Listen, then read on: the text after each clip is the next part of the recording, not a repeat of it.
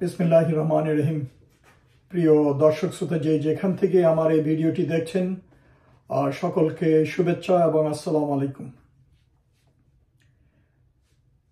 আমাদের এই যুদ্ধে জিততেই হবে। হ্যাঁ, ভারতের কথাই বলছি। ভারত আমাদের বিরুদ্ধে যুদ্ধ ঘোষণা করেছে এবং যুদ্ধ চালিয়ে যাচ্ছে।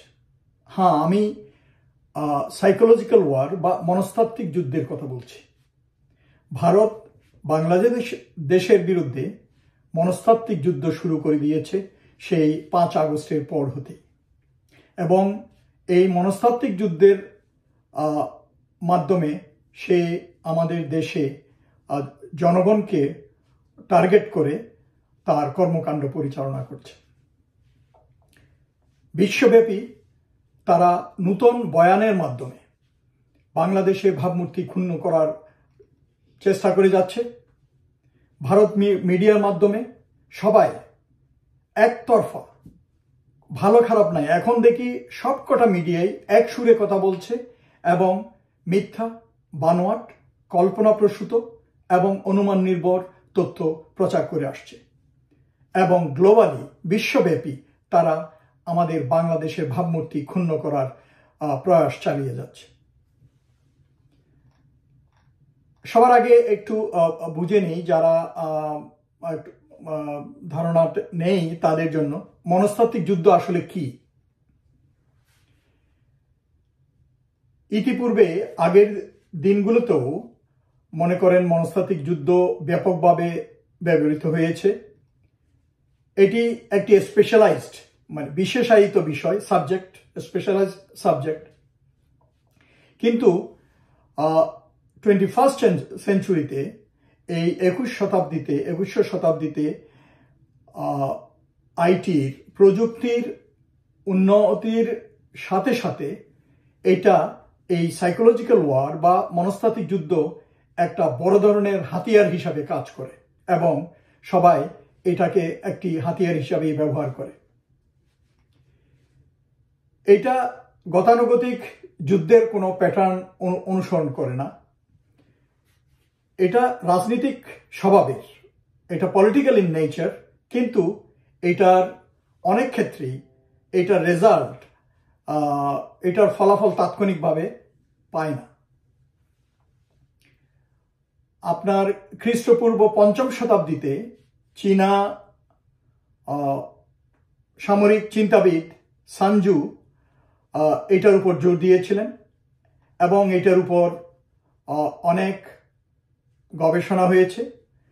20 শতাব্দীতে এসে এটি, অর্থাৎ গত শতাব্দী থেকে এটার কাজ সুসংগঠিতভাবে এবং এটা ডেভেলপ করেছে বেশি, এবং অর্গানাইজড ওয়েতে এই কাজটা চালানো হয়। সাইকোলজিক্যাল ওয়ার বা মনস্তাত্ত্বিক যুদ্ধের কর্মকাণ্ড।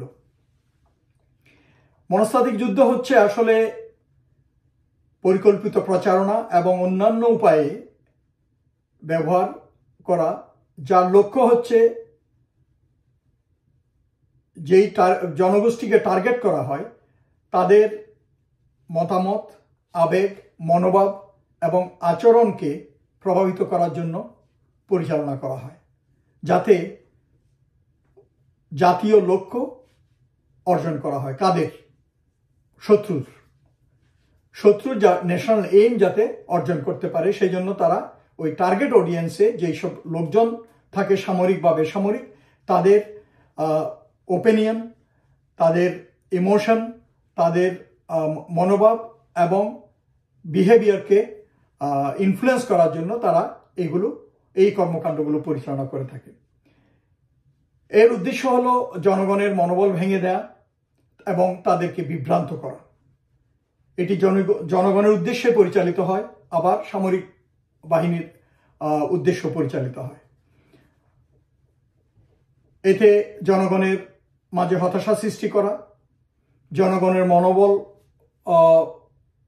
ক্ষুণ্ণ করা, এবং সবার ভিতর একটা পরাজয় বোধ মানসিকতা সৃষ্টি করা, এবং জনগণের মাঝে বিভিন্ন দল মত সৃষ্টি করা, ডিভিশন সৃষ্টি করা, এবং বিভিন্ন দ্বন্দ্ব উস্কে দেয়া, বিশৃঙ্খলা সৃষ্টি করা, সন্ত্রাস ও অনিশ্চয়তার সৃষ্টি করা। এবং ঠিক এই কাজটি ভারত এখন চালিয়ে যাচ্ছে তাদের এই উদ্দেশ্যের জন্য। এবং এটা সরকারি মদদেই ওরা, আমি ভারতীয় অনেক সাংবাদিকের কথাই শুনছিলাম, কিন্তু যে যাই বলুক, আপনি দেখেন ওরা মরিয়া হয়ে এখন যেই ভালো ভালো টিভিগুলা, এনডিটি টিভির মতো অন্যান্য টিভিগুলো যারা নিরপেক্ষ সংবাদ পরিবেশন করত, ভেরিফাইড ইনফরমেশন প্রকাশ করত, তারাও এখন বোঝা যাচ্ছে যে সরকারি মদদে, সরকারি চাপে তারা এই ধরনের এই মনস্তাত্ত্বিক প্রচারণা, প্রপাগান্ডায় পার্ট হয়ে গেছে। এবং তারা এটাতে শরিক হয়ে, একজোট হয়ে তারা ইন্টারনালি আমাদের বাংলাদেশের ভিতর এবং গ্লোবালি আন্তর্জাতিকভাবে আমাদের দেশের বিরুদ্ধে বিভিন্ন প্রচার, প্রপাগান্ডা চালিয়ে যাচ্ছে মিথ্যা খবরের উপর নির্ভর করে, এবং যাতে আমাদের দেশের ভাবমূর্তি ক্ষুণ্ণ করা হয়। এবং আমাদের এখানে বিভিন্ন বয়ান তৈরি করা হচ্ছে, যেমন সংখ্যালঘুদের উপর অত্যাচার করা হচ্ছে, তারপরে আরো অনেক ধরনের যে যেমন ছাত্রদের সমস্যা নিয়ে, আনসার, পুলিশ, নিরাপত্তা বাহিনী, এগুলো নিয়ে, এবং বিভিন্ন রাজনৈতিক দলের মাঝে মতভেদ সৃষ্টি করে দিচ্ছে, দলাদলি সৃষ্টি করেছে, ভাগাভাগি, ডিভিশন করার চেষ্টা করতেছে। সো এটা হচ্ছে একটা কনসার্টেড এফোর্ট, ওদের একটা সুসংগঠিত এফোর্ট। এটা হচ্ছে মনস্তাত্ত্বিক যুদ্ধ ওরা শুরু করেছে আমাদের দেশের বিরুদ্ধে। কিন্তু আমাদের এই যুদ্ধে জয় করতেই হবে।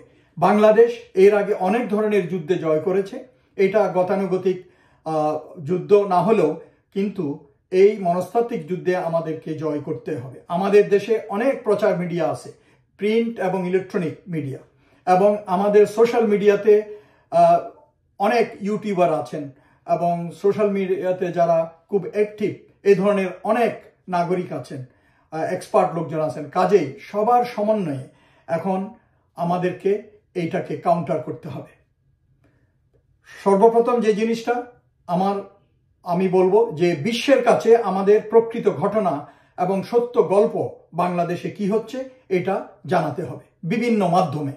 যার যেই সোর্স আছে, যেই নেটওয়ার্ক আছে, যেই গ্রুপ, ফোরাম, যেটাতে আপনি থাকেন না কেন, এই কাজটা আমাদের করতে হবে। তারপর আমাদের সবাইকে ধৈর্য ধারণ করতে হবে। বিভিন্ন ধরনের গুজব ওরা ছড়ায়, এই গুজবগুলোকে দমন করতে হবে, এবং এই গুজবগুলোকে ছড়াতে হবে না, এগুলোকে স্প্রেড করতে দেওয়া যাবে না।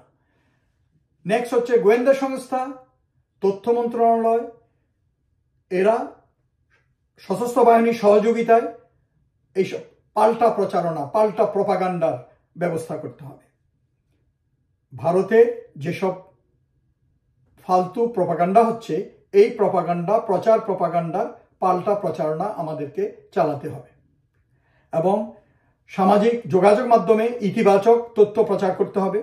ইলেকট্রনিক প্রিন্ট মিডিয়ার মাধ্যমে দেশে এবং বিদেশে সঠিক তথ্য তুলে ধরতে হবে, এবং তাদের নেটওয়ার্কের মাধ্যমে সঠিক ঘটনাটি দেশব্যাপী ছড়িয়ে দিতে হবে। আগে যেটা বলেছিলাম, বিভিন্ন গ্রুপে এবং ফোরামে লেখালেখি করতে হবে। ভারতীয় সকল জিনিসপত্র আমাদেরকে বয়কট করতে হবে, যাতে এইটাও একটা মনস্তাত্ত্বিক যুদ্ধের অংশ। কাজেই আমরা যখন এটা কাউন্টার করতে যাব, আমাদের সবাইকে খেয়াল রাখতে হবে ভারতীয় জনগণ যাতে বুঝে যে তাদের সরকার আমাদের উপর একটা অন্যায়ভাবে তাদের এজেন্ডা চরিতার্থ করার জন্য এসব করছে। শেখ হাসিনা পতন হওয়ার পর থেকেই, এবং শেখ হাসিনাকে তাদের দেশে আশ্রয় দিয়েছে, যে একজন খুনি, মার্ডারার, গণহত্যাকারী, তাকে তারা আশ্রয় দিয়েছে, এবং তাকে বাঁচানোর জন্য তারা ভারতের সাধারণ জনগণকে কষ্ট দিচ্ছে, এবং সাধারণ জনগণের সাথে বাংলাদেশের সাধারণ জনগণের যে সম্পর্ক তার ভিতরে চির ধরিয়েছে। কাজেই এই জন্য আমাদের উচিত ভারতের সকল ধরনের জিনিসপত্র আমাদেরকে বয়কট করতে হবে। ভারতের পরিবর্তে ওরা আমাদের লোকের জন্য চিকিৎসা, হোটেল এইসব বন্ধ করে দিছে, ভিসা বন্ধ করে দিছে। দরকার নাই, আরো সস্তায় বাকি দেশগুলোতে যাওয়া যায়, আশেপাশের দেশ অথবা যে যেখানে পারে যাওয়ার ব্যবস্থা করতে হবে। কারণ ওরা এই শত্রু প্রবণ দেশে গিয়ে এখন আরো আপনারা ক্ষতির সম্মুখীন হবেন, নিরাপত্তা বিঘ্নিত হবে। আপনারা নিজেরাই দেখতে পাচ্ছেন যে ওরা আমাদের হাইকমিশনের উপর আক্রমণ করতেছে, বিভিন্ন জায়গায় মুসলমানদেরকে ধরে দাড়ি কেটে দিচ্ছে, ওরা মন্দির ভেঙে মসজিদ ভেঙে মন্দির বানাচ্ছে, গরু জবে করতে দিচ্ছে না, ঈদ করতে দিচ্ছে না, মুসলমানদেরকে ঠিক মতো নামাজ কালাম পড়তে দেয় না, মসজিদে নামাজ পড়ে মাথায় টুপি পরে বাসায় আসতে পারে না, টুপি পকেটে নিয়ে আসতে হয় ওদের। তো কাজেই এই ধরনের পরিস্থিতিতে ভারতের যে সংখ্যালঘু মুসলমানদের উপর যে অত্যাচার করতেছে এগুলো হাইলাইট করে আপনাদেরকে লিখতে হবে, প্রচার করতে হবে ব্যাপকভাবে। ওদের যত দুর্গন্ধময় অন্যায় কর্মকাণ্ড আছে ভারতের, এগুলো আমাদেরকে প্রচার করতে হবে বিভিন্ন প্রচার মাধ্যমে। জোর করে মুসলমান লোকজনকে রাস্তাঘাটে ধরে জয় শ্রীরাম বলাচ্ছে, তো এগুলো নিয়ে তো ওনারা কোনো কথা বলে না। আমার দেশের সংখ্যালঘুদের নিয়ে ওনাদের মাথা ব্যথা। তো কাজেই এটা উদ্দেশ্য প্রণোদিত, এবং ইদানিং ওদের ইলেকশন সামনে আসতেছে, সেই জন্য বিশেষ করে ওয়েস্ট বেঙ্গলে, পশ্চিমবঙ্গে ওই যে মমতা ব্যানার্জি এবং আরো বিজেপি নেতা যারা আছে তারা উদ্দেশ্য প্রণোদিতভাবে উল্টাপাল্টা বাংলাদেশের বিরুদ্ধে মন্তব্য করতেছে এবং কর্মকাণ্ড করতেছে। এগুলো নিয়ে আমাদের শঙ্কিত হওয়ার কোনো কিছু নাই। আমাদেরকে সবাই একজোট হয়ে জাতীয় ঐক্য গড়ে তুলে সবাই একসাথে থেকে এর করা জবাব দিতে হবে, এবং তাদের যে এই মনস্তাত্ত্বিক যুদ্ধ তাকে একে আমাদের নষ্ট করে দিতে হবে।